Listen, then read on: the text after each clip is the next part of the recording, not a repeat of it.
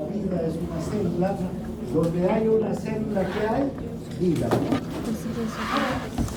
La neurona va a venir a ser la célula funcional básica del sistema nervioso. Uno de los sistemas más complejos que se ha desarrollado entre los seres vivos y entre los animales, ¿no? El sistema nervioso. Aunque hay formas muy básicas de vida, como una lombriz, por ejemplo, que ya tiene un sistema nervioso que tiene la estructura, digamos, funcional básica, tiene neuronas aferentes y neuronas eferentes. Neuronas que llevan un estímulo sensitivo y neuronas que llevan un estímulo motor. ¿Han visto una lombriz alguna vez en su vida? Si pinchan con una aguja a esa lombriz, ¿qué le va a pasar? Se va a contraer, ¿no? Va a haber una respuesta. Estímulo doloroso y una respuesta motor inmediatamente. Un arco reflejo simple de estos animales. Nuestro sistema nervioso, desde luego, es mucho más complejo. Tiene también un componente motor y un componente sensitivo, pero lo que nos caracteriza es que tenemos un componente integrador entre lo motor y lo sensitivo, hace muy diferente, ¿no?, a una lombriz. Bien, entonces, a ver, una neurona está compuesta por un soma o cuerpo. Soma es igual a cuerpo. Es el cuerpo, esa es la estructura principal. En el soma, ¿qué está? El núcleo, están los organitos o organelas citoplasmáticas, retículo endoplásmico, mitocondrias, aparato de Golgi, lisosomas, peroxisomas, todo lo que tienen las células, ¿no? Aquí es el soma. Además, fíjense, tiene una prolongación que se extiende desde el soma, ¿no?, y que puede llegar hasta un nervio periférico o hasta otra neurona. A esta prolongación se la conoce como axón. Por este axón, la neurona envía una señal, un estímulo que puede ser excitador o inhibidor a un nervio periférico o puede enviar a otra neurona. Pero además, fíjense estas múltiples prolongaciones que se extienden también desde el soma en diferentes sentidos, son ramificaciones, en realidad se parten del soma y que se conocen con el nombre de dendritas. ¿Para qué le sirve la dendrita a la neurona? También es un mecanismo de comunicación, pero a través de las dendritas la neurona no envía mensajes, sino que recibe. Es una extensión del soma. Vean, si este es el soma de una neurona, la superficie de comunicación que tiene esta neurona se limita a todo este borde, nada más, ¿no? Entonces aquí pueden haber cuántos axones que se unan unos al lado de otros, que les digo, 10.000 unidos, unos al lado de otros. Pero no más, porque va a llegar un punto en que va a estar totalmente ocupado la superficie del soma. Estas dendritas hacen entonces que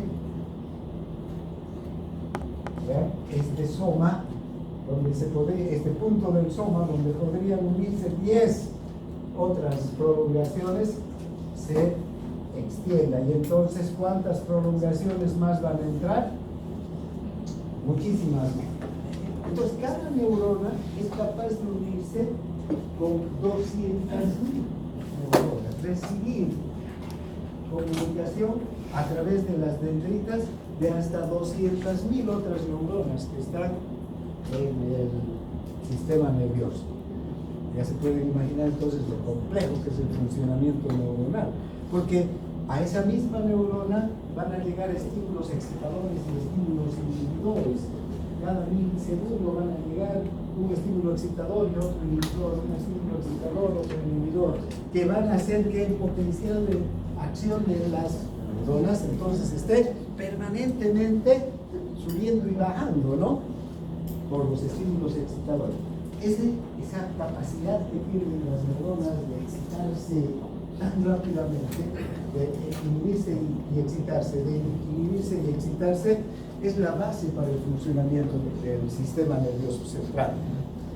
Este funcionamiento tan perfecto que tiene nuestro sistema nervioso, tanto desde el punto de vista sensitivo, motor e integrador. Por ejemplo, para guardar información, vamos a ver, cuando hablemos de memoria, el mecanismo que tienen las neuronas de poder almacenar información. ¿Cómo almacenan? Todavía es una gran incógnita y un campo enorme para estudiar, pero ya se tienen algunas ideas y tiene que ver con ese funcionamiento, ¿no? De la neurona, de excitarse, inhibirse y de poder generar información, recibir información y generar esa misma información y replicar la misma información que vamos recibiendo. Bien, entonces es la característica de la neurona. Aquí podemos observar una microfotografía. Entonces tenemos los somas de las neuronas, los axones y las dendritas, ¿verdad? Y ya los puntos de unión, donde están las descargas, ¿no?, de muchas neuronas que en el mismo momento están descargando sobre esta o sobre esta o sobre esta o sobre esta, ¿no?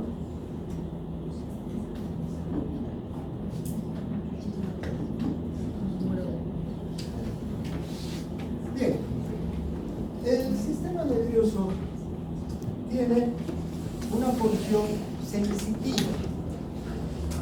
Ya les decía hace un momento, una lombriz tiene esa porción sensitiva. Pinchamos a la lombriz y ¿qué va a hacer? Se va a contraer, ¿no? Porque le va a doler. Va a ir un estímulo sensitivo, doloroso, hacia su médula, digamos así, hacia la unión.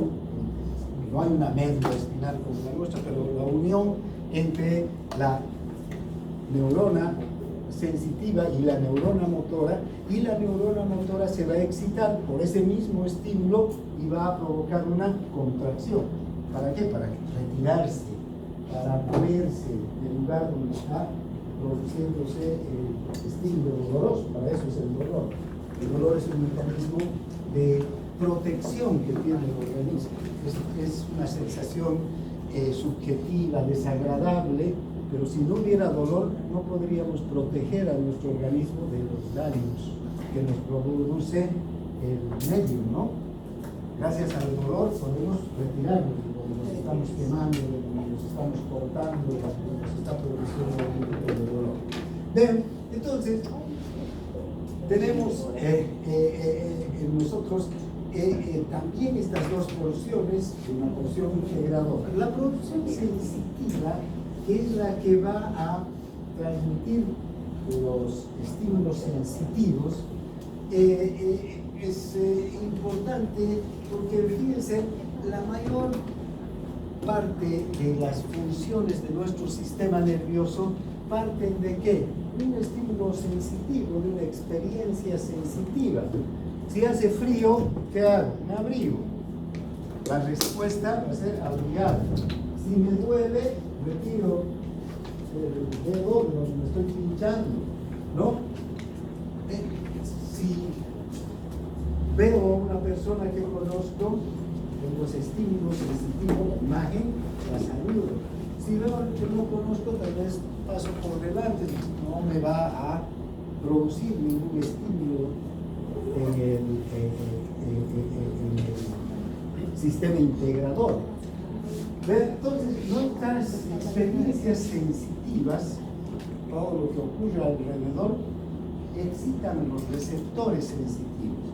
O sea, ¿dónde llegan entonces estas experiencias sensitivas? A una serie de receptores que son estructuras celulares que están distribuidas por todo nuestro cuerpo. Fíjense, tenemos receptores para el dolor, para el frío, para la temperatura, para el calor, para la presión, para el tacto, que nos permite conocer estímulos procedentes del medio externo.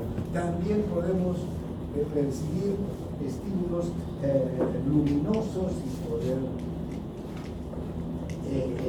observar imágenes de nuestro entorno, estímulos sonoros, ¿no? Y descifrar el sentido del sonido que procede del medio externo.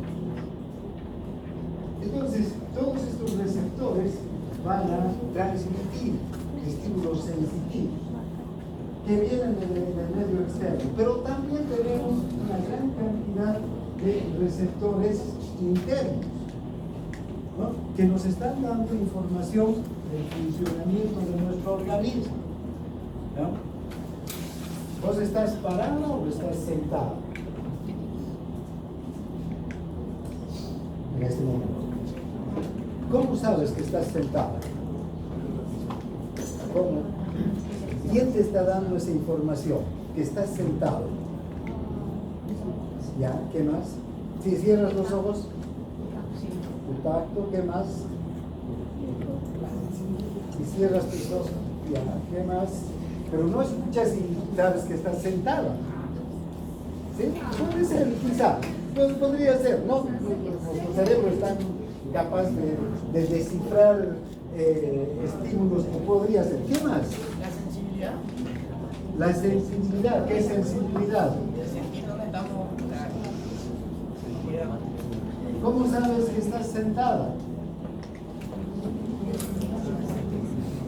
Fíjense, tenemos receptores en las articulaciones que nos dicen el ángulo de rotación de la articulación. Cuando estamos sentados, la articulación de la rodilla tiene un ángulo de rotación diferente. ¿No es verdad? ¿Sí? ¿Ven? O cómo sé que, aunque esté con los ojos cerrados, cómo sé que mi brazo está doblado. ¿Por qué? Porque siento la articulación, el grado de rotación de la articulación. Ahí tenemos receptores que están enviando señales, pero también tenemos receptores, por ejemplo, que, ¿cómo sabemos que estamos sentados en una silla o en un sillón cómodo o sobre una piedra muy dura?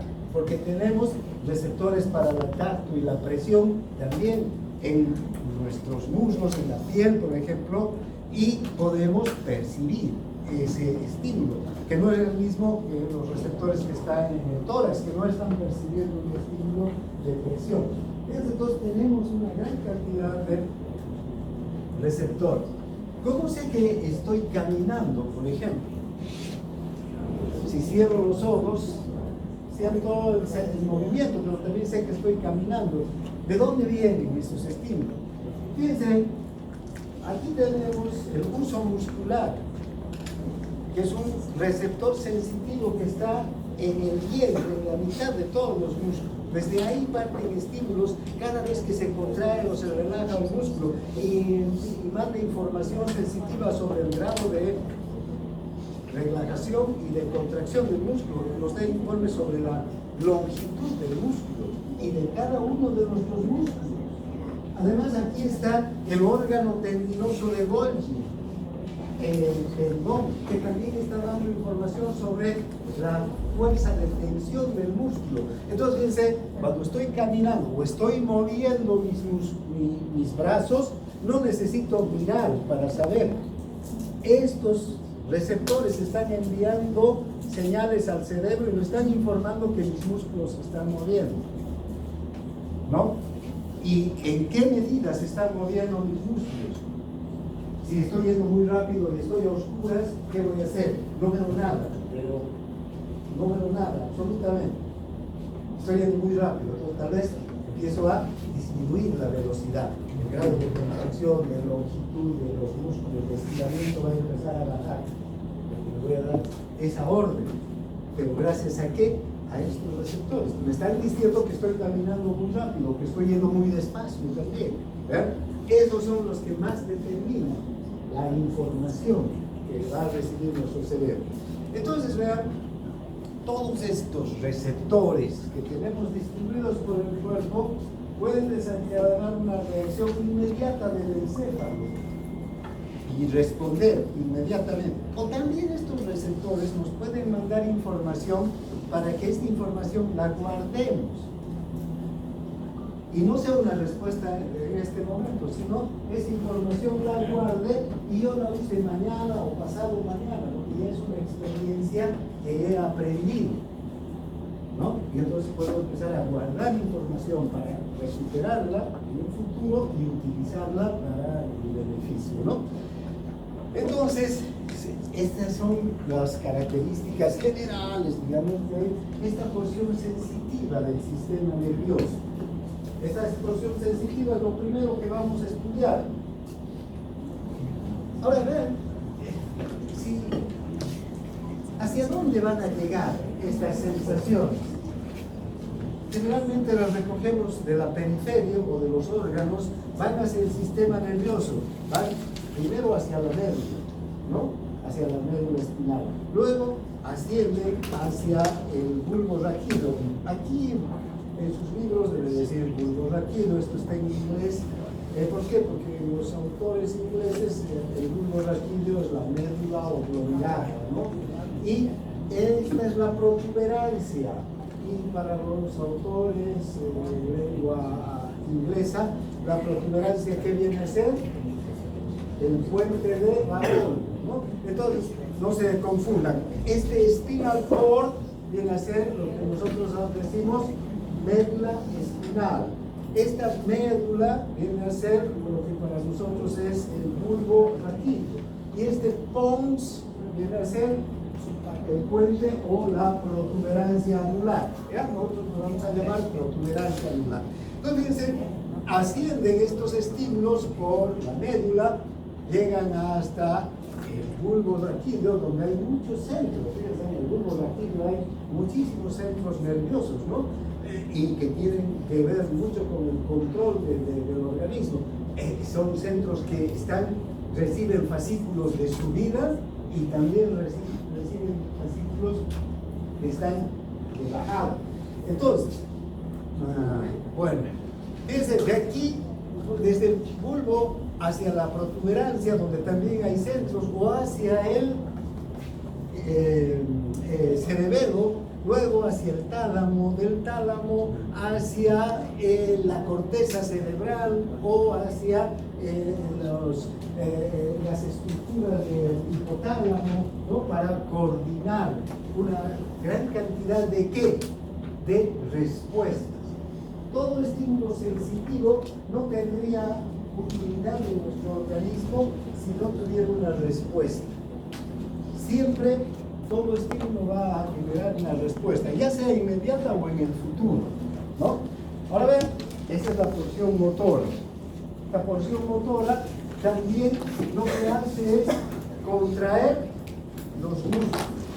La porción motora voluntaria contrae los músculos esqueléticos, la porción motora involuntaria los músculos viscerales, las glándulas, pero siempre hay una respuesta de parte del sistema nervioso al estímulo que ha partido desde un receptor sensitivo.